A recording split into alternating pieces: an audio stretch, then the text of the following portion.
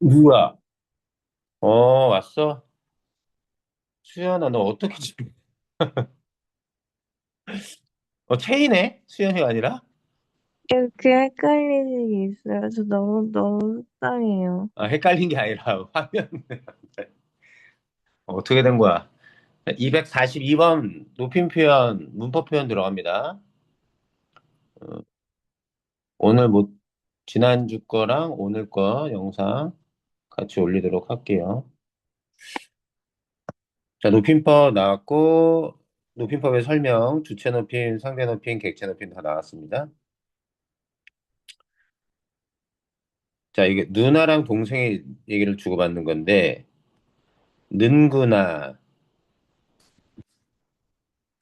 여기에는 주체 높임을 실현하는 건 의식, 깨서, 그 다음에 특수어휘, 이런 것들을 통해서 주체 높임이 실현되는데, 의시도 없고 깨서도 없어요. 특수어휘도 없습니다.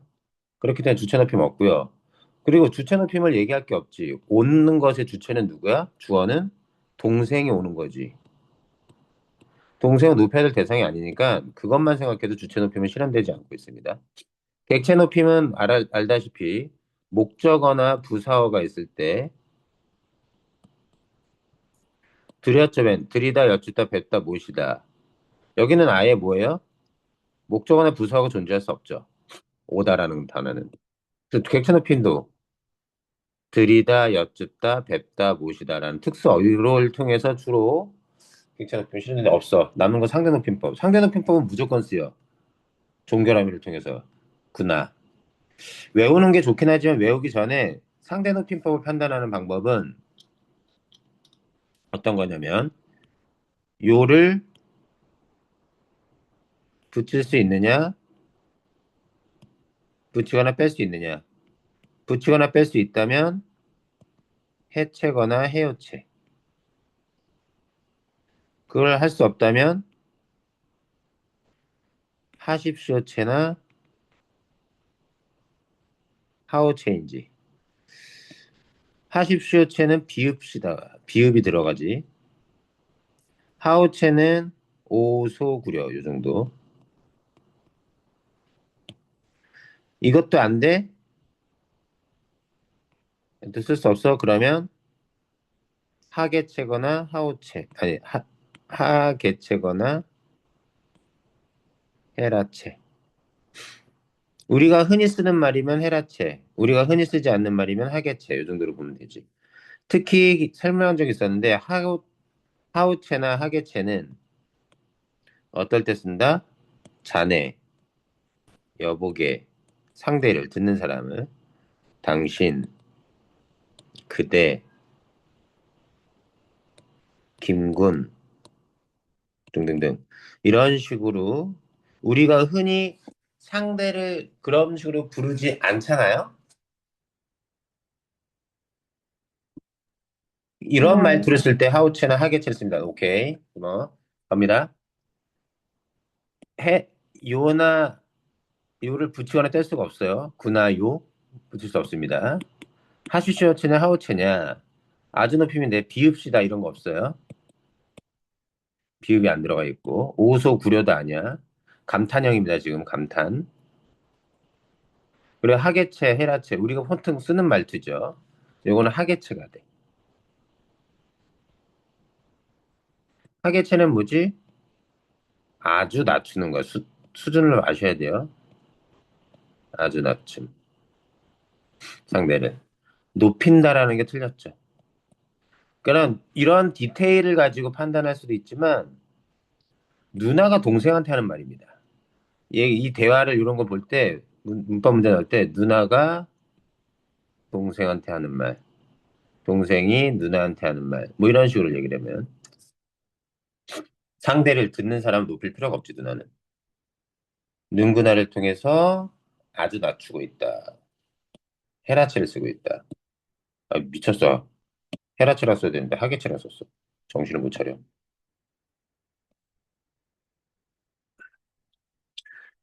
누나밖에 없어? 아버지 안 계신 거야? 문장 속에 계시다 누가 아버지가 주체 주어를 높이기 위해서 계시다를 썼습니다. 주체 높이 사용하고 있죠. 객체가 틀렸어요? 아버지께 전화 드리다. 부사어, 누구누구에게를 높이기 위해서 드리다를 썼으니까 객체 높임. 깨를 사용해, 조사, 에게 대신에 깨를 사용해 객체인 아버지를. 솔직히, 이 문제 푸는데 주체랑 객체를 우리가 생각을 해보면 이것만 찾을 수 있어도 몰라도 판단이 되는 거긴 하지.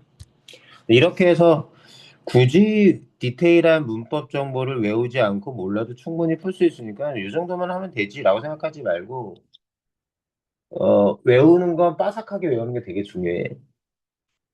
그게 좋습니다, 그게. 왜냐면 수능 시험장에서도 보기를 가지고 그냥 자연스럽게 풀어낼 수 있는 문제도 있지만 그러한 암기가 좀 어설퍼가지고 시간이 많이 쓰인다든가 결국은 부정확해서 틀리는 경우도 있기 때문에 개념에 해당하는 부분을 달달달 여러 번 회독을 통해서 외우는 게 중요하다. 깨서는 객체를 높이지 않습니다. 조사. 깨서는 주어를 높이죠. 주체. 안 봐도 나옵니다. 아버지께서 너를 데리고 식당으로 오라셨어. 깨서 주체인 아버지를 높이는 거고요. 이때 오라셨어는 오라고 하셨어죠. 하다, 말한 사람의 주체가 아버지. 너를 데리고 식당으로 온다. 너를 데리고 식당으로 오는 주체는 나. 말하는 사람, 누나. 이렇게 되는 거죠. 할머니를 모시고 저녁 먹으러 가자고 그러시더라. 라고 말하는 사람 높여서 주체 높임 쓰였고, 혹시 할머니를 모시다. 목적어를 높이는 객체 높임. 답은 이거. 이렇게 됩니다. 설명하니까 길지 즉각적으로 판단이 가능할 수 있어요. 3학년 거 위주로 갑니다. 그런데 이 문법 표현이 우리한테 좀 어렵게 느껴지긴 하는데 우리가 문법을 공부하는 데 있어서 음, 지난 시간에 다 설명하긴 했지만 문법 관문을 생각하면 음은 변동, 음은 변동 아직 안 했지. 음은 변동 좀 이따가 할 건데 형태소나 단어, 어절, 문장 이 각각의 문제들은 문장과 어절을 하나를 묶어서 한 문제 나오고 단어랑 형태소 묶어서 한 문제 나와. 품사나 이런 거 따지는 거. 음은 변동에서 하나만 나오고. 그리고 중세국어가 나올 수 있고 그다음에 문법 표현이 나올 수 있어. 다섯 문제 나와야 되는데 지문형이 나오는데 지문형이 뭐가 나올지는 모르겠어. 지문형에 두 문제 딸리지. 두 문제. 두 문제 딸리는 이 두 문제가 이 지문형이 음절 의문의 문제일 수도 있어. 그렇게 되면 이제 가지수를 맞추기 위해서 이렇게 들어가는데 문법 표현은 나올 때도 있고 안 나올 때도 있어. 때로는 담화, 대화를 주고받는 좀 전과 같은 대본을 줘가지고 문제에서 짜증나게 그런 거 찾는 문제 나와. 그런 문제가 나오기도 하지. 귀찮게. 그래서 내가 지금 얘기하고 싶은 건 문법 표현이 참 우리가 문법적으로 내용적으로 좀 어렵고 난이도가 있는데 근데 꼭 반드시 나오진 않아. 나오는 때도 있고 나오지 않을 수도 있어. 중세고도 마찬가지. 근데 문장 어절, 단어 형태소, 음절 의문 정도는 무조건 나옵니다. 이 정도에서는 빠삭하게 하고 물론 문법 표현도 빠삭하게 하긴 해야 되지만 자 계속 높임 표현과 관련된 문제가 나옵니다. 다 이런 대화를 줘가지고 하는 건데 할머니 댁에 가져갈 건데 기억 그대로 읽어보면 되죠. 할머니 집이라고 아니고 댁이라고 했죠. 왜냐면 할머니이기 때문에 이건 높임법이 뭔데요? 주체 높임이야 객체 높임이야?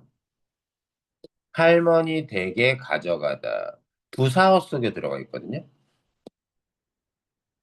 이걸 객체 높임이라고 따로 딱 얘기하기가 좀 애매하죠.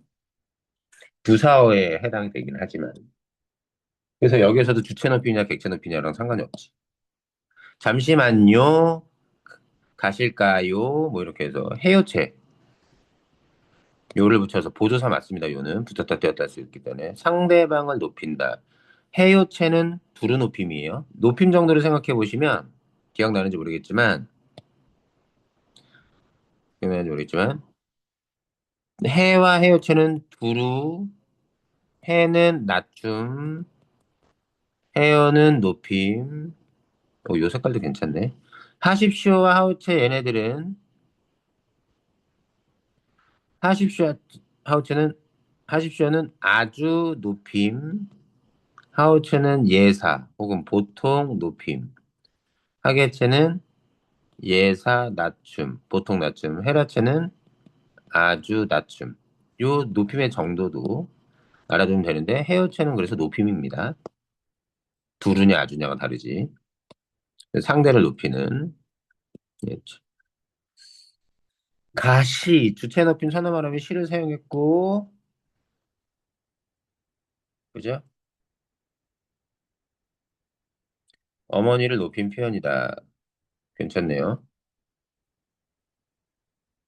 리을 가다의 주어는 어머니니까 주격조사 깨서를 사용해 할머니를 높인다. 그러면 할머니가 주어로 쓰였어야 돼요. 할머니께서 기다리실 거예요. 오케이. 누가 기다려? 할머니. 이것도 주체 높임 맞네요. 모시다라는 특수를 내 할머니를 높인다. 할머니 댁에까지 모시게 되어 누구를? 어머니를. 그래서 할머니를 높이는 게 아니라 모시다의 목적어인 생략됐지. 어머니가 답이겠고. 자, 이것도 볼까요? 쉽죠?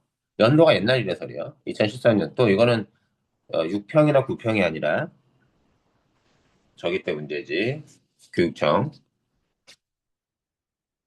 야, 오늘은 와서 문제 좀 받아가. 모의고사. 우리 3월 초 되면 너네 모의고사 본단 말이야. 3월 교육청 문제 한번 뽑아줄게. 작년이랑 재작년 거. 시간 내서 풀어보는 연습 좀 해보자고.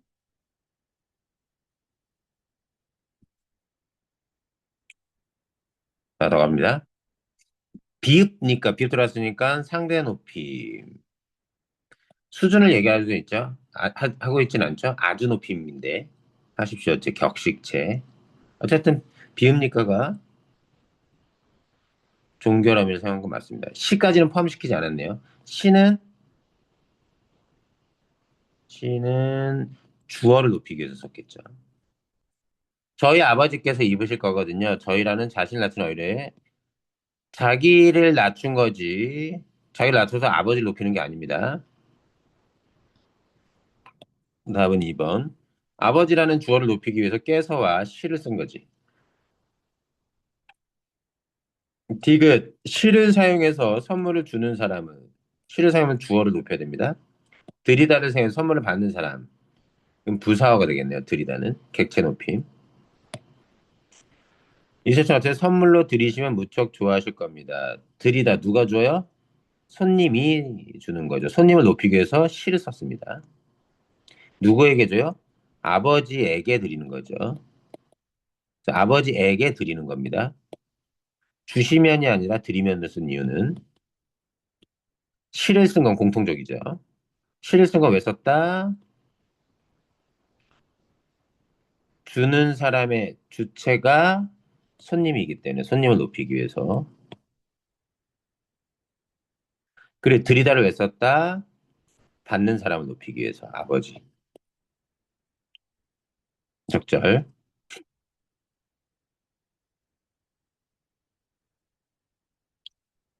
아버지가 높임의 대상이므로 저희 오늘 어깨가 넓으신데 간접 높임이죠?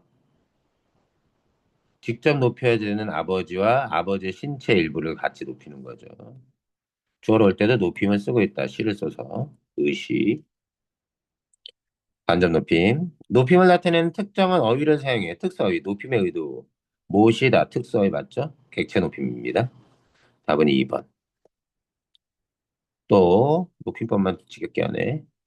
이것도 3학년 거네. 기억부터 미음에 대한 설명 적절한 거. 이거 뭐 쭉 설명 나왔습니다. 지칭어, 가리키는 말, 호칭어, 부르는 말.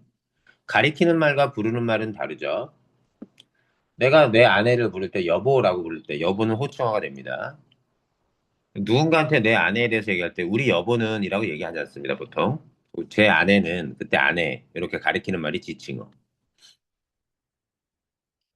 아빠라고 직접 아빠를 부르기도 하지만 호칭어로 친구한테 우리 아빠는 할 때 아빠라고 얘기하니까 그때는 지칭어가 되죠. 호칭어와 지칭어가 같을 때도 있습니다. 그럼 간단하게 얘기를 했고 나머지 뭐 지칭어, 대상을 가리킬 때 사용하는 말, 대상 직접 부를 때 사용하는 말, 호칭어 이렇게 나왔네요. 자, 해안과 삼촌이 주고받는 말입니다. 삼촌 오세요. 좀 늦으셨네요. 헤어체 쓰고 있고 뭐 밀리더구나 하구나 헤라체 오셨니? 자, 이것도 헤라체. 아니요, 차가 밀리는지 할머니께서도 아직 도착하지 못하셨어요. 도착하다의 주어, 할머니, 주어를 높이네, 기억. 기억에서는 화자가 자신에게 있는 대상을 파악해 지칭어를 사용하고 있다. 그치, 직접 부르는 말이 아니라 가리키는 말이죠, 대상을 해서 지칭어입니다. 어머니는 어디 계시니? 이때 어머니는 누구의 어머니예요? 혜연의 어머니 얘기하는 거겠죠? 지칭어입니다. 니은에서 문장의 주체는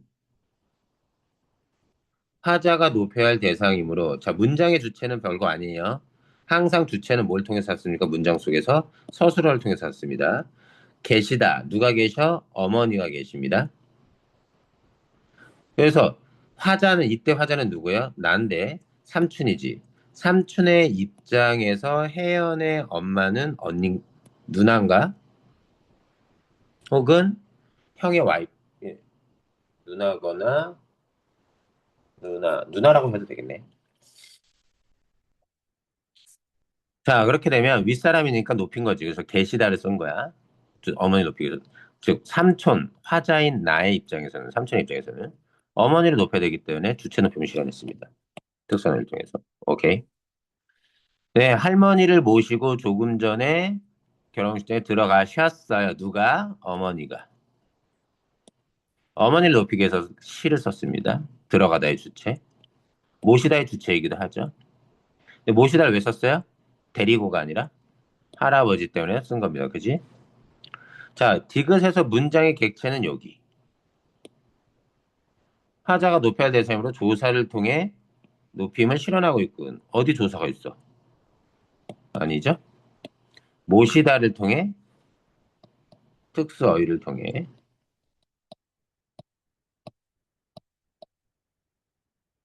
높임을 실현한다. 디귿 틀렸네. 맞아 봅시다. 아침부터 너희 어머니께서 많이 바쁘셨겠네. 께서 하자는 청자를 기준으로 대상을 파악하여 지칭어를 사용하고 있다. 그지? 누구한테 엄마야? 삼촌한테 엄마가 아니라 듣는 사람인 혜연의 입장에서 엄마니까 엄마라는 말을 쓴다는 거야. 삼촌의 입장에서 쓰면 누나가 이렇게 이런 식으로 썼을지도 모르지. 자, 미음. 미음에서는 청자가 화자보다 높은 대상이므로 종결함을 통해 높임을 실현하고 있고 청자는 누구? 여기에서 혜연은 삼촌한테 얘기하지. 삼촌이고 화자는 혜연이에요. 그래서 종결을 통해 상대는 표현 S, 요 해요차를 쓰고 있는 거죠. 요는 실제로는 보조사긴 합니다. 근데 해요체에서 아요, 어요를 통째로 그냥 종결 어미로 설명하는 관점이 있어요. 종결 어미라고 생각해도 맞아요. 애매한 지점이 있지. 보조사를 통해서 이렇게 해도 틀리진 않아. 그런데 저걸 통틀어서 아요나 어요를 종결 어미로 부르기도 한다. 또 높임법 이제 그만하고 시제, 시제 표현 들어가 볼까?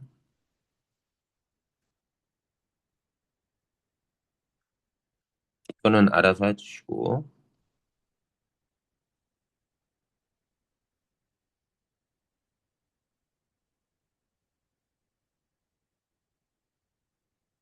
자, 어우, 진짜 옛날 거네. 과거, 현재, 미래 이렇게 있는데. 너무 간단하죠? 우리 시제에는 두 가지가 있습니다. 절대 시제와 상대 시제가 있어요. 요즘 이렇게 단순하게 묻는 문제는 안 나오는데. 절대 시제는 항상 뭘 기준으로? 발화시 기준입니다.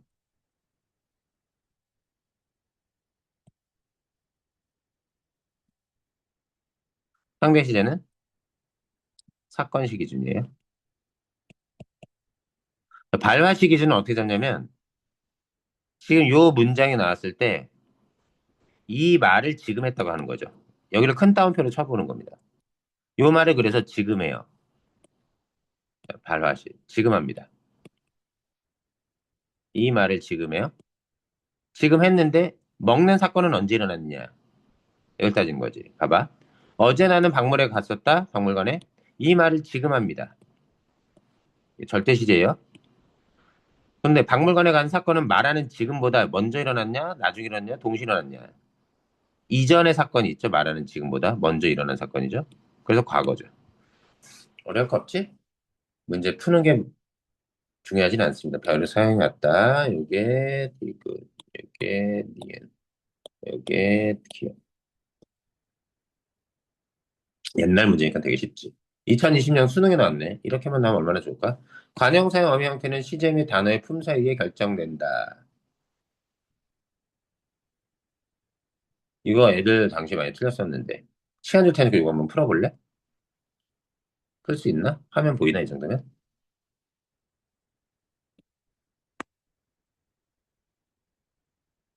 관형사형 어미에는 그냥 있다. 여기 나와 있다.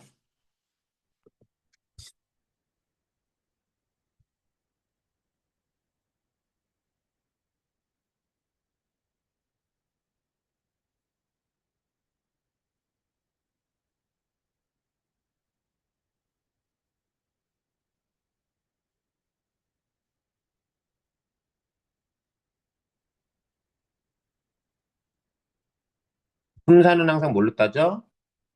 단어의 기본형으로 따집니다. 특히 용언, 동사나 형용사 구분할 때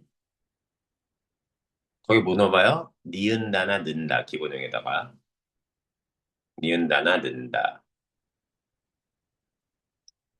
뭐뭐하고 있다 뭐뭐하는 중이다 뭐뭐하는 띄고 체연의 구조를 쓸 수 있느냐 이런 것들을 할 수 있으면 동사 할 수 없으면 형용사고 정확한 건 아니지만 감탄형 는 근화를 붙여서 감탄을 만들면 동사 그냥 분화를 붙여서 만들면 형용사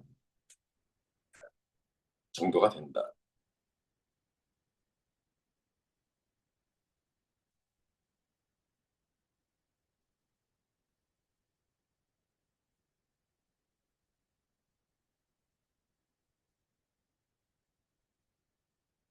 아, 풀면 답해봐. 속으로.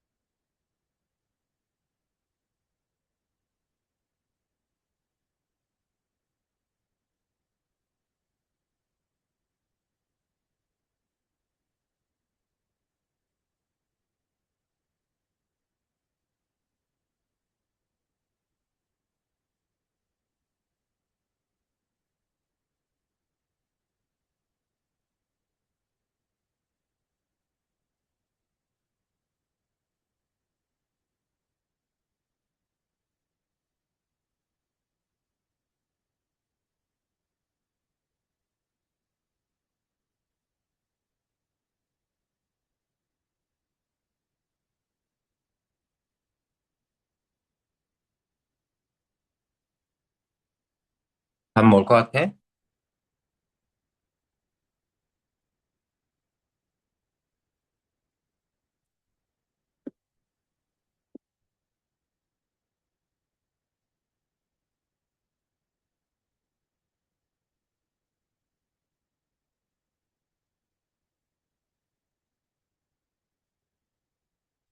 적절한 거 찾는 겁니다. 표가 이렇게 구성이 돼서 있는데 동사랑 형용사를 구분하고 있잖아. 일단 여기에 들어갈 게 무엇인지 이 설명에 맞는지를 판단하는 데 있어서 일단 동사 형용사를 먼저 구분하는 게 맞는 것 같지. 그리고 그 기본형을 기반으로 뭐가 붙어 있는지는 다잖아. 뜨는 뭐예요? 뜨다가 기본형이죠. 태양이 뜨다, 뜬다, 뜨고 있다. 동사입니다. 즐겨 부르던 노래, 부르다. 동사겠죠? B. 동사에 은 붙어서 과거를 나타내겠네요. 은. 그래서 A의 뜬에 쓰인 어미 은은 네, 니은은 기억에 해당하는 게 아니죠. 니은에 해당됩니다. 기억에 쓰면 현재에 되는데 태양의 뜬에 은은 동사에 은이 쓰이면 과거에 해당이 돼요.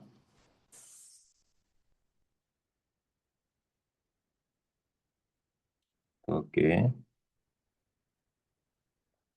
B의 부르던의 던과 C의 부르던의 던에 쓰인 던은 디귿에 동사거든요. 그때 던은 디귿이 아니죠. 요때 그냥 던이죠, 던.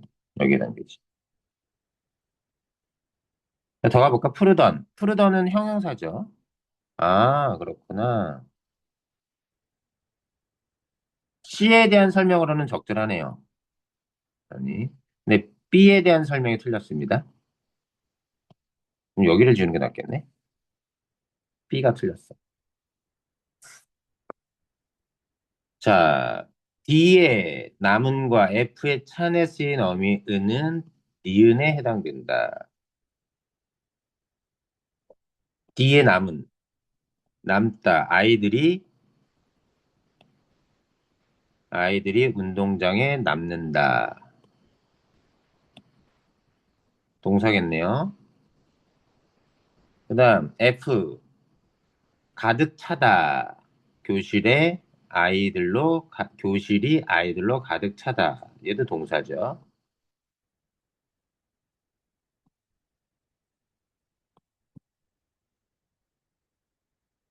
그래서 여기 동사에 쓰인 은과 니은이 되네요.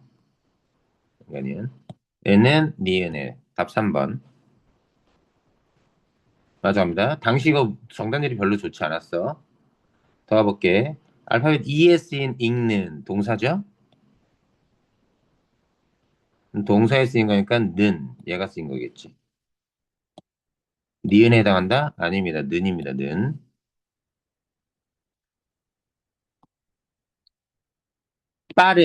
빠른은 형용사. 빠르다. 빠르다에 은 쓰였으니까 여기 기억에 은이 쓰이는 거겠네요. 빠른에 쓰인 은은 디귿에 해당한다. 디귿 아니에요. 디귿에 던 들어가야 되고요. 여기에 은 들어가야 되고요. 여기에 은 들어가야 됩니다. 이 구조죠, 원래. 3번인데. 가끔 이렇게 얘기하는 애들이 있어. 아이들이 남으네. 은이 현재형 같은데 왜 이게 과거냐? 이렇게 생각해 보면 됩니다. 어제를 한번 집어넣어 보죠. 여기에다가 어제 운동장에 남은 아이들. 말이 되죠? 는을 써볼까요? 어제 운동장에 남는 아이들. 이상하지. 어제와 관련돼서 는은 못 씁니다. 는은 현재이기 때문에. 어제와 관련돼서 은은 쓰네요. 과거이기 때문에.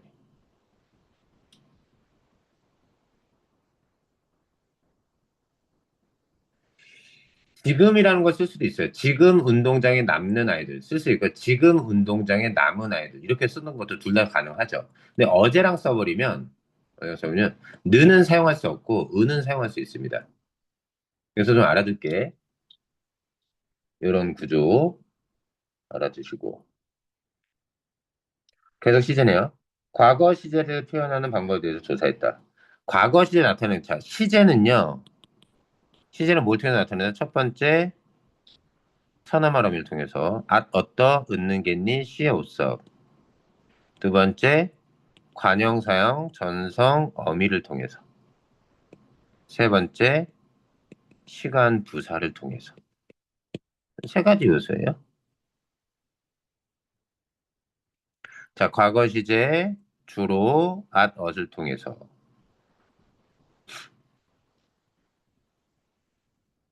자, 보면 너는 이제 집에 돌아오면 혼났다. 앗과 엇을 쓴 건 맞습니다. 아까 엇을 썼지만 이거는 적절하지 않은 건데 과거 시제를 얘기하는 게 아니죠. 답 1번. 왜? 이 말을 지금 합니다. 그럼 너가 혼나는 사건, 집에 돌아온 사건이 말하기 전에 벌어진 거냐? 아직 안 벌어진 거냐? 아직 안 벌어진 거야? 아직 안 벌어진 건데 이미 확정적으로 결정된 일인 것처럼 언급해서 얘기하는 거죠. 와, 나 오늘 잠 다 잤다. 이런 얘기. 이거는 과거 시제를 나타내는 게 아닙니다. 과거 사건에 대한 얘기가 아니에요. 앗, 엇의 특수한 의미입니다. 답은 1번. 앗, 엇은 현재와는 단절된 사건을 강조할 때. 지금은 살지 않는다. 오케이. 지난 여름에는 정말 덥더라. 더 경험, 회상할 때. 방학 동안에 읽은 책이 제법 여러 권. 관계선생 동사에 붙을 때. 동사냐를 확인해야 됩니다.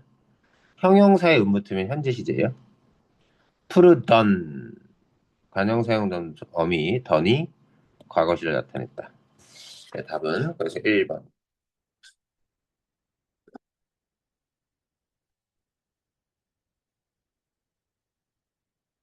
250번 됐고요.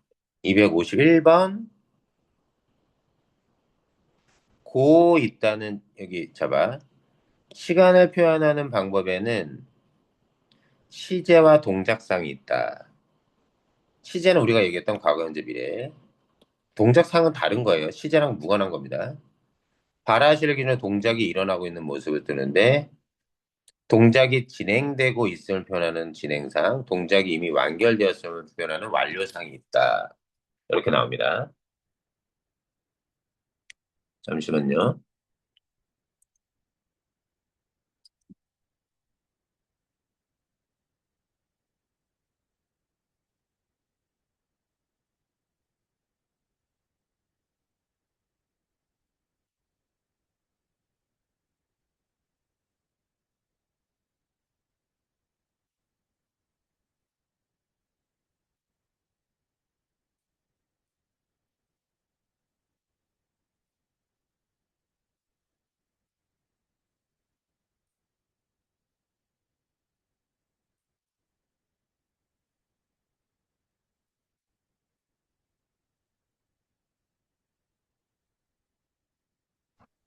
간다.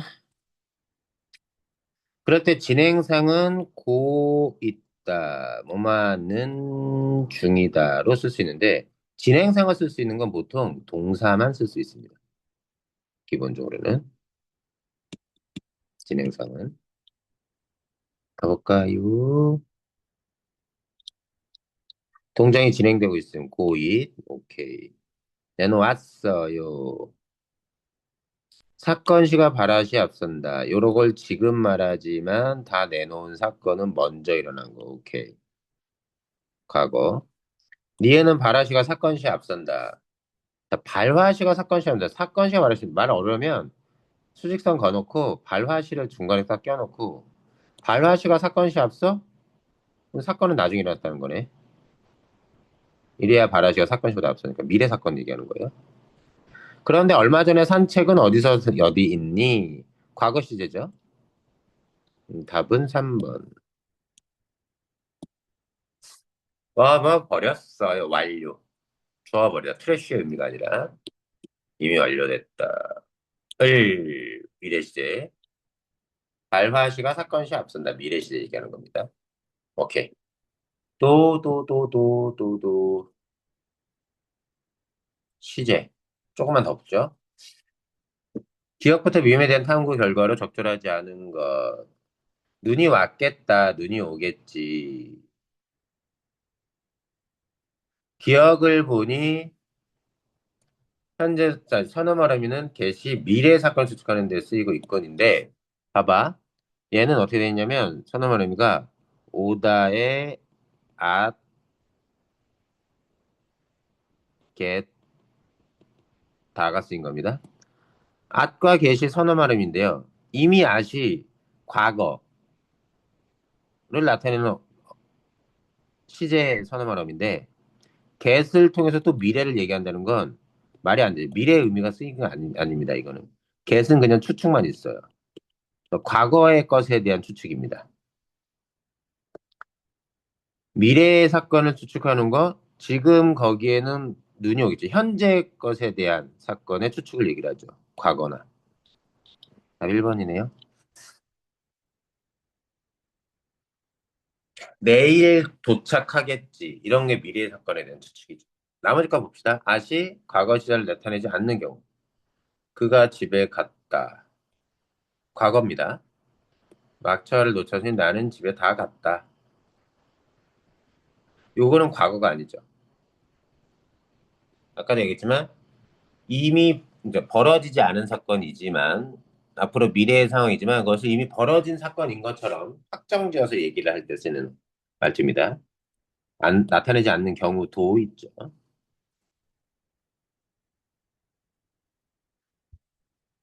디귿을 보니 관상이 리을이 붙었을 때 미래 사건을 나타내지 않는 경우도 있네. 내가 떠날 때 비가 왔다. 이땐 미래 시제. 내가 떠날 때 비가 왔다. 이거는 과거잖아. 올 것이다. 미래를 통해서 떠날 때는 미래. 아직 떠나지 않은 상황인데. 내가 떠날 때 비가 왔다니까 전체 서술어가 과거입니다. 그래서 이때 떠날 때도 이전에 떠날 때 과거 사건에 대한 얘기죠. 미래가 아니네요. 오케이. 리을을 보니 자, 그러니까 선지 구성이 이렇게 돼 있는 거야. 이 니은 과거를 나타내지만 과거를 나타내지 않는 미래를 나타내지만 미래를 나타내지 않는 현재 시제 선언말린 니은이 미래의 사건을 나타낼 때도 있네. 경우도 있네. 경우도 있네. 적절하죠? 이거 현재 사건입니다. 지금 뭐예요? 아직 일어나지 않은 사건이죠? 근데 니은을 썼어요.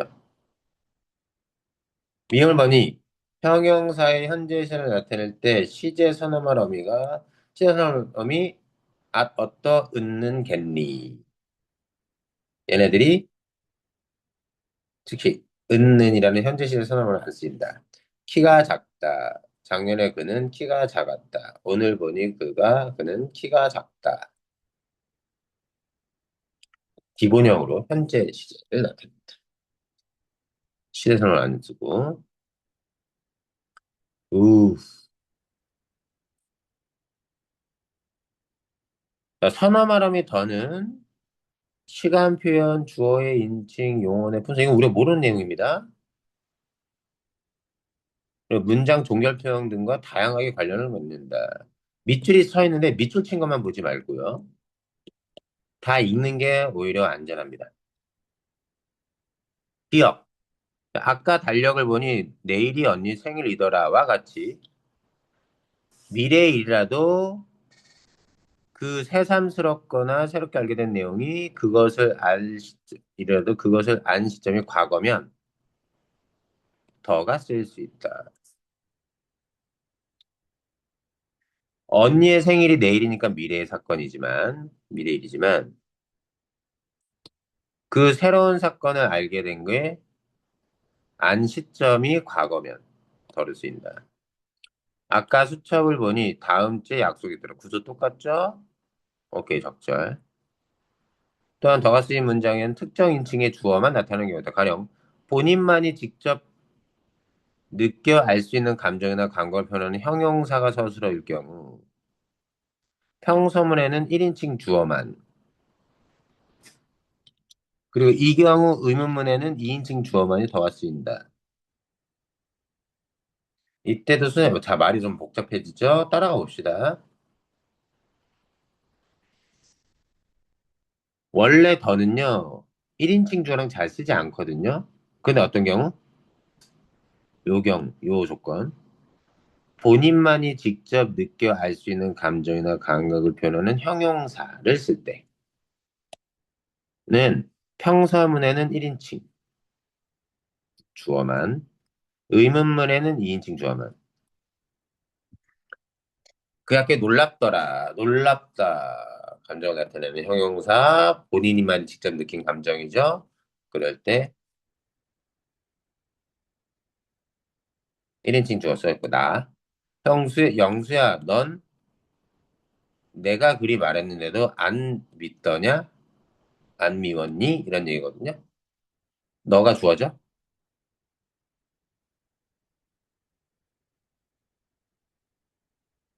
너는 이렇게 말했는데 나를 미워했다. 내가 밉다. 됐네요. 기어이 우승한 그날 리을 우리 어찌 아니 기쁘더냐. 자, 이때에도 어떨 때 이런 표현한 형사일 때에도 수사 의문문에는 더와 함께 1인칭 주어가 나타날 수 있다. 자, 수사 의문문은 뭐예요? 대답을 요구하지 않는 질문입니다. 문학적으로는 서리법이죠. 그렇네요. 1인칭이죠. 우리는 복수 1인칭 주어입니다.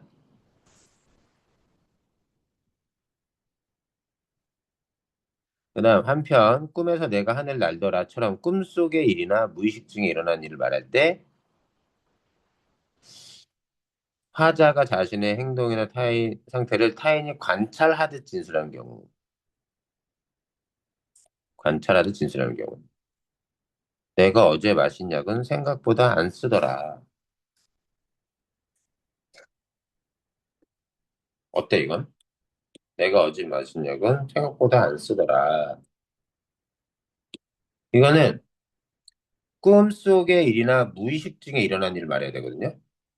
이거는 의식적으로 하는 얘기고 꿈속 사건도 아니죠? 그러니까 해당 사항이 없는 겁니다. 오히려 미음은 뭐랑 관련 있어요? 얘랑 관련 있네요. 답은 5번. 뚜뚜뚜. 이제 시제는 좀 됐나?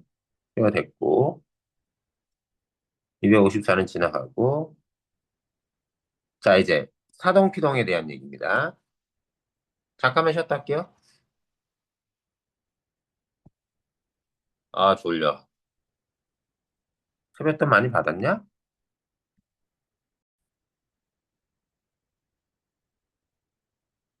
자 피동사동 표현에서 우리가 염두에 둘 건 어떤 거냐면 에, 뭐냐 기존 단어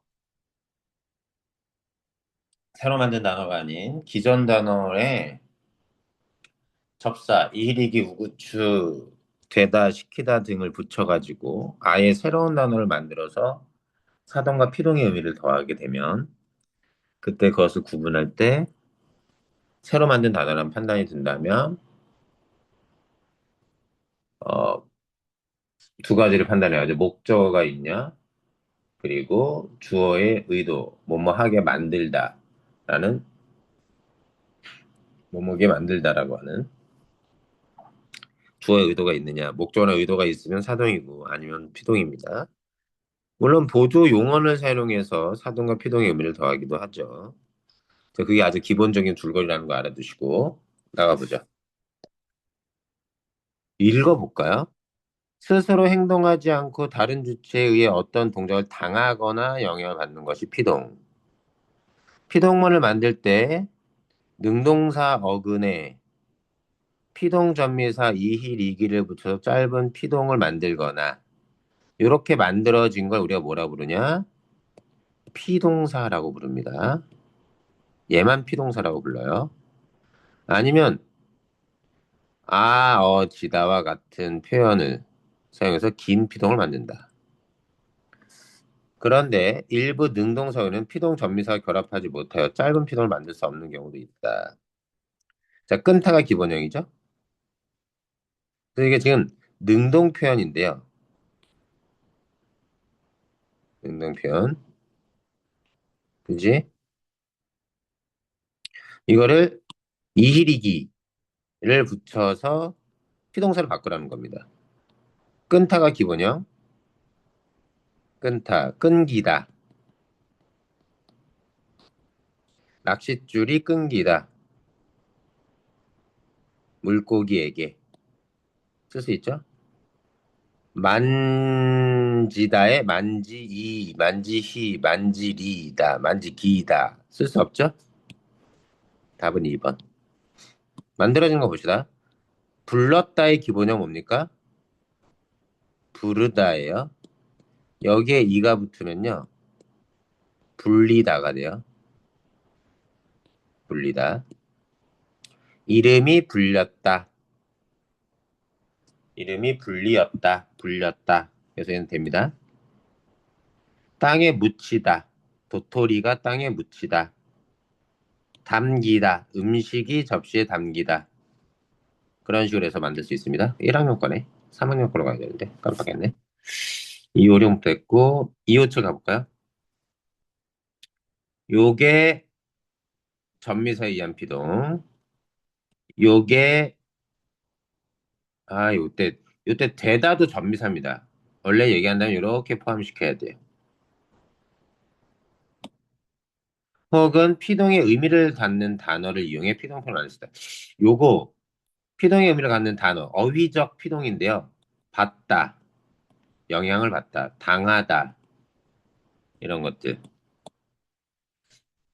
아이가 밥을 먹었다를 피동전미사 이를 붙여 아이에게 밥을 먹였다. 이거는 사동이죠? 답 1번이네요. 왜? 새로 만든 단어 먹이다지? 목적어 있지? 먹게 만든 거죠? 아이가 밥을 먹게 만든 거예요. 아이에게 밥을 먹게 만든 거야. 그래서 얘는 사동이지 피동이 아닙니다. 히 써야 돼요. 히. 먹히다. 놀렸다를 당하다를 사용해요. 꼬마가 아이들에게 놀림을 당했다. 됐습니다. 그렇게 쓸 수도 있어요. 잡혔다. 하게 되다. 하다 붙은 건 되다. 만들었다. 만들어지다. 어지, 아지. 오케이. 258번 고 2건에 넘어가 볼까? 아, 이것도 좀 말을 기본적인 문제니까 봅시다. 파생적 피동문과 통사적 피동문을 나누네요. 파생적 피동문이 접사 붙여가지고 만든 겁니다. 만들어서 피동사를 만들어서 피동편을 실현하는 거라면 통사적 피동은 기존 단어 그대로 쓰면서 보조용어 가지고 와서 쓰는 거예요.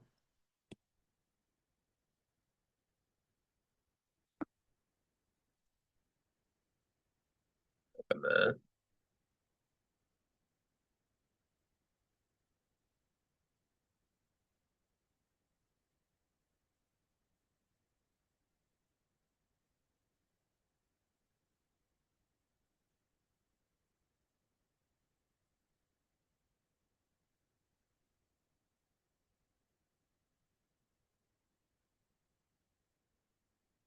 봅시다. 그런데 이어지는 내용이 피동사로 파생되지 않는 동사도 있다. 일익이 접사를 붙일 수 없는 동사 얘기하는 거예요. 또 기억은 그거고 또 능동문의 서술어로 쓰인 동사의 피동사가 존재함에도 불구하고 파생적 피동문으로 바꿀 수 없는 문장도 있대. 야, 쉽지 않네. 말이 좀 어렵지? 자, 피동사로 파생되지 않는 동사. 주다. 주다의 이힐이기 붙여서 쓰나요? 없네요. 요거 일단 기억 적절. 먹다. 먹히다 쓸 수 있죠? 먹히다. 잡아 먹히다. 이거 뭐라고 해줘야 돼? 기억에 해당하지 않습니다. 파생돼요, 피동사로. 돕다. 돕다도 어떤 걸 쓸 수가 없어요. 파생되지 않는 거 기억에 해당이 됩니다. 만나다. 만나도 없어요. 기억에 해당되네. 나누다는 이 붙어가지고 나뉘다가 됩니다. 나뉘다가 있어요. 여기는 먹히다가 있고 얘는 나뉘다가 있죠. 얘는 기억에 해당하지 않네. 답은 1, 3, 4 중에 하나. 자, 능동문의 서술어로 쓰인 동사 잡다, 들다, 그리다. 예, 예. 피동사가 있어. 그런데 파생을 피동으로 바꿀 수 없는 문장을 찾는 거네, 문장. 동사를 찾는 게 아니라. 얘는 어때요? 피동문을 바꿀 수 있습니다. 잡혔다, 쥐가. 고양이에게 쥐가 잡혔다. 쓸 수 있네요. 니은에 해당하지 않네. 어, 동생이 부모님께 칭찬을 들었다. 들었다의 기본형은 듣답니다. 누군가의 목소리를 듣다 되지만 누군가의 목소리가 들리다. 그래서 듣다에다가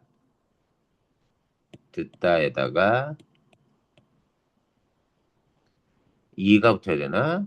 그래서 들리다가 돼요. 이렇게 되는 거죠. 피동사 맞아요. 근데 이때는 들리다라고 쓸 수가 없죠. 동생이 부모님께 칭찬을 들었다. 칭찬이 어떻게 바꾸지? 들렸다. 칭찬이 들렸다. 부모님께 들렸다. 이상하지? 이상합니다. 여기서 바꿀 수가 없네요. 피동사가 존재함에도 불구하고 이거 니은에 해당하는 사례. 답은 3번. 여기 좀 까다롭네. 그렸다. 그렸다는 그리다가 기본형인데 피동사가 존재하지 않습니다. 얘는 존재하죠. 다치다. 근데 지금 1, 3, 4 중에 고르면 되니까 답은 3번. 음, 자, 여기 볼게요.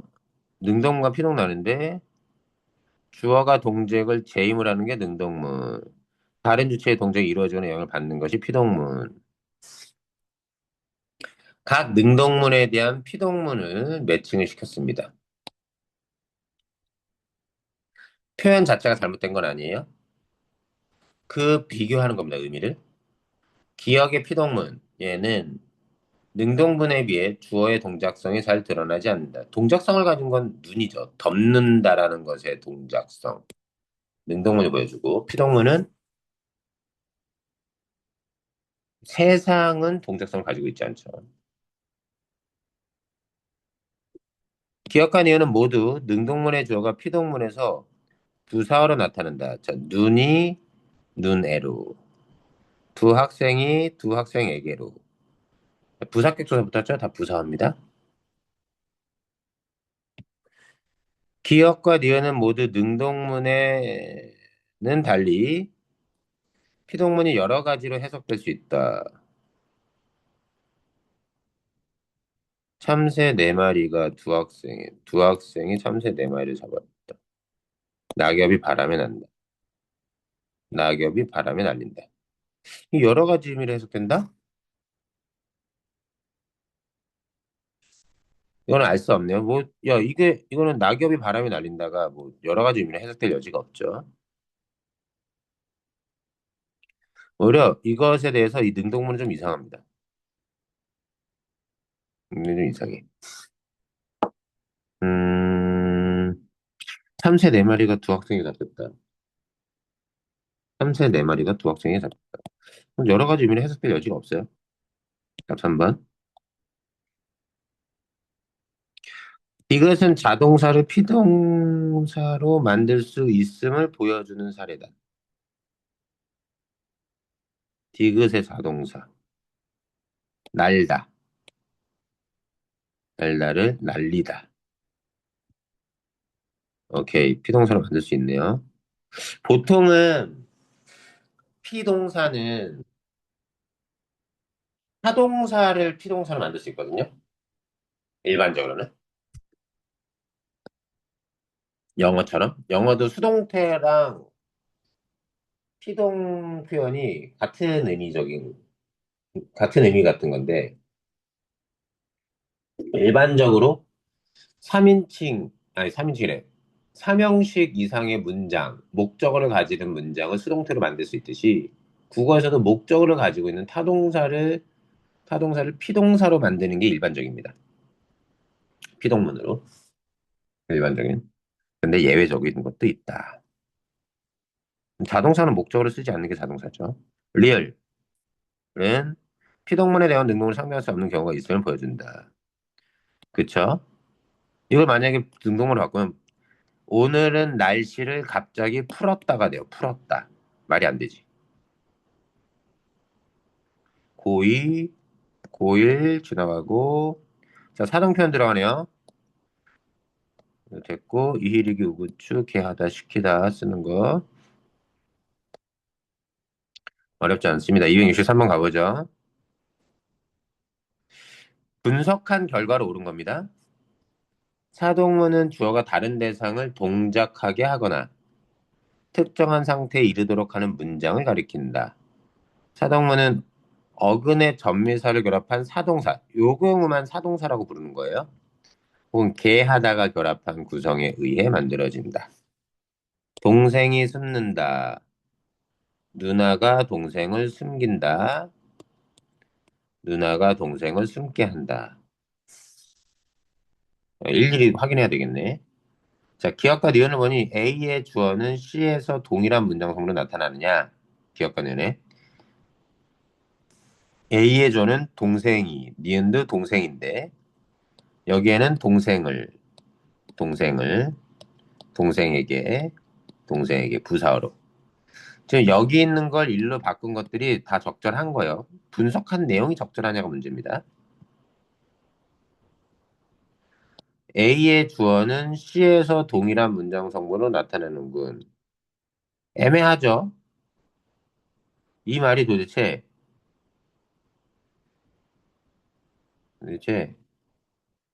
싹 다 동일해야 되는지, A에서, 어디였어? A는 C에서, 이러면 되겠네, 그러면. 자, A에서 주어는 C에서 목적어로, A에서 주어는 C에서 부사어로. 다르죠, 문장 성분이? 그래서 1번 선지 적절하지 않네요. 2번. 기억과 디귿을 보니 A가 B로 바뀌면 서술의 자릿수가 늘어나는 건 필수적으로 요구하는 자릿수. 확인해 봅니다. 개수가 늘어나는지. A에서 B, 기억과 디귿. 동생이 숨는다. 주어 하나만 필요해요. 디귿. 실내 온도가 높다. 주어가 하나 필요합니다. 숨기다. 누구를. 목적어. 누가. 두 자리 서술어가 되네요. 얘도 주어 목적어. 두 자리 서술어. 적절하네. 서술어 자릿수가 늘어난다. 답은 2번. 자, 니은디귿을 보니 A가 B로 바뀌면 견문장이 되는군. 견문장이면 서술어가 최소한 둘 이상. 하나더라도 주어가 둘 이상. 여전히 서술어는 바꿔봤자 서술어는 하나입니다. 그래서 혼문장이에요. 견문장 아닙니다. 니은과 리을을 보니 서술어가 타동사면 대응하는 사동사가 없고 타동사는 목적어를 가지고 있는 건데요. 니은과 리을을 보죠. 니은 목적어 있습니다. 리을 목적어 있어요.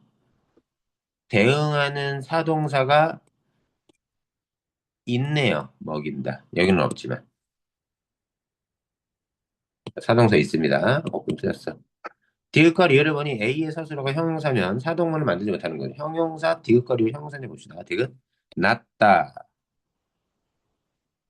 뭐죠? 리을은 차다는 형용사가 아닙니다. 아예 말이 안 되죠. 형용사여도 사동사가 존재해요. 존재할 수 있어요. 사동문도 만들 수 있죠. 기억과 디귿에 대한 설명으로 적절하지 않은 거니까 이 표현 자체는 적절하겠습니다. 2학년 건데? 2학년 거니까 지나가자. 3학년 걸로 가자. 265번으로 가죠. 자, 지금 다 사동편이 낮추다, 입히다, 옮기다, 읽게 하다, 읽히셨다, 웃긴다, 짐을 졌다, 지우다, 지게 했다. 자, 형용사의 사동접사가 어떤 거냐? 낮다, 형용사 맞아요. 사동사가 됐습니다. 오케이. 추가 붙어서. 주동문이 사동문으로 바뀌면, 주동문이 사동문으로 바뀌면 서술어가 필요한 문장 소문의 개수가 달라지는군. 그죠? 뭐뭐에게가 필요하죠.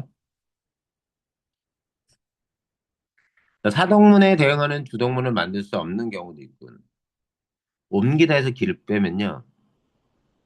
옮는다가 됩니다. 뭐가?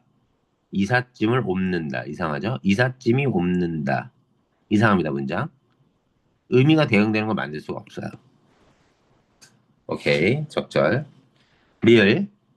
선- 접사에 의한 사동표현은 직접 사동의 의미로, 개하다에 의한 사동표현은 간접 사동의 의미로 해석되는군. 선생님께서 철수에게 책을 읽히셨다. 읽게 했다. 직접 사동은 어떤 거냐면요. 직접 그 행위를 참여하는 겁니다. 그 행위를 대신보다는 그 행위를 하게끔 그 동작에 관여하는 게, 직접 행동으로 관여하는 게 직접 사동이에요. 보면, 예를 들면 이런 겁니다. 엄마가 아이에게 약을 먹였다. 이 먹였다는요, 두 가지 의미를 갖습니다. 뭐, 직접 사동의 의미도 갖고요. 그래서 입을 벌려서 약을 털어 넣는 행동을 엄마가 해줄 수 있는 거죠. 두 번째, 간접사동. 말로 시켜서 아이가 행동해서 먹게 하는 그런 간접사동도 가능합니다. 해석이. 근데 이걸 먹게 하다로 바꾸면요. 직접사동의 의미는 없어져요. 간접사동만 있어요. 뒤는 무조건 맞습니다.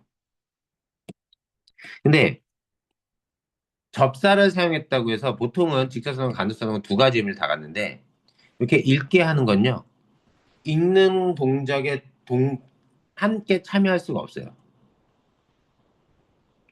철수로 하여금 책을 읽게 만드신 거죠. 읽히셨다는. 그래서 여기는 직접 사동의 의미라고 볼 수가 없습니다. 여기에선. 리을의 예문의 경우.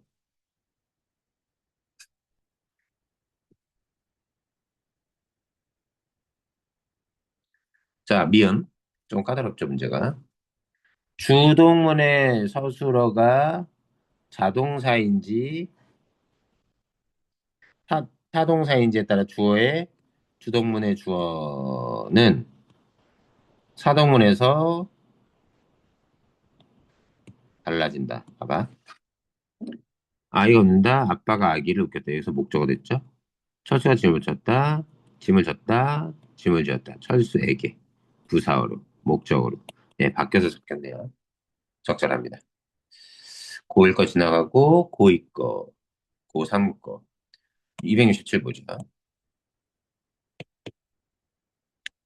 자, 주어가 남에게 동작을 하도록 하는 것을 나타내는 문법 기능을 사동. 두 가지 방법. 다 똑같지? 아, 드디어 나오네요. 뭐가요?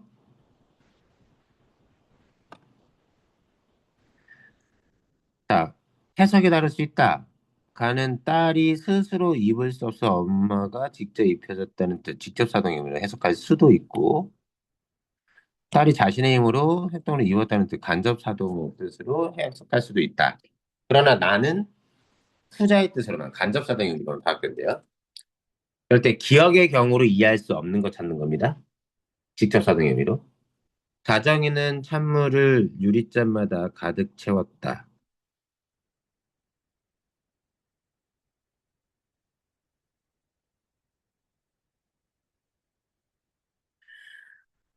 다정이가 유리잔에 찬물이 차게 만든 거죠.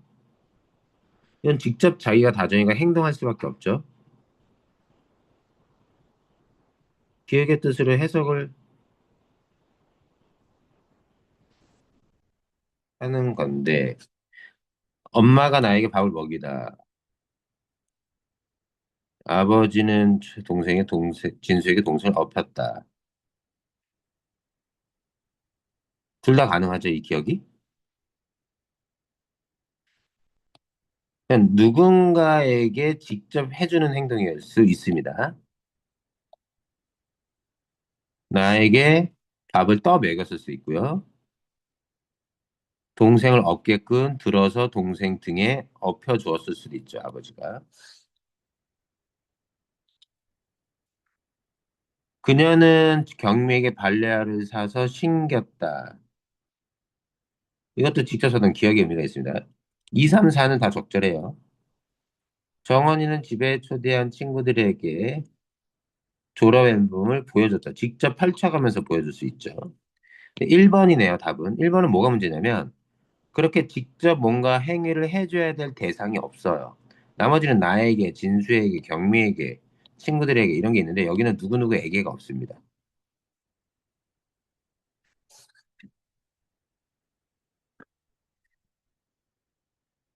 문제 좀 이상하다. 1번. 268. 자, 시키다가 있네요. 시키다 이렇게 돼 있다는 건 접사입니다. 서술성을 가진 일부 명사 뒤에 붙는 동사동의 뜻과 품사는 동사로 만들어주는 접사. 시키다가 바르게 사용된 거. 진정시키다, 소개시키다, 항복시키다, 입원시키다, 가동시키다. 이때 시키다 대신에 하다를 써도 말이 되면 시키다를 쓰는 게 아닙니다. 내 힘으로는 군중을 진정하기 어려웠다. 아니죠? 기억은 적절하게 썼습니다. 여러분들께 저희가 좀 소개해 드리겠습니다. 소개해 드리다도 괜찮죠? 안 써도 되는 거예요. 우리 군대는 적군을 항복해서, 이상하죠? 사실상 전권했다. 이땐 제대로 쓴 거예요. 정수는 몸이 아픈 수희를 병원에 급히 입원했다. 이상하죠? 입원시켰다. 적절합니다. 모든 기계를 가동해도 소개해드리다. 너무 쉽지? 자, 마지막으로 요거 하고 끝내죠. 269. 시계단을 붙인 말 중 적절하지 않은 거네요. 큰 회사일수록 외부인 출입을 금지하는 구역이 많다. 금지하는으로 써도 되네요. 그지? 답은 2번. 하다로 바꿔 써서 적절하면 안 해도 됩니다. 자, 이 정도까지 하고요. 문제 꼭 풀어보자, 끝까지. 오늘 저녁에 모의고사 문제 풀 수, 작년 3월 것과 재작년 3월 걸 한번 줘볼 테니까 문제를 한번 받아가지고 시간 내서 풀어보자. 오늘 여기까지 하자.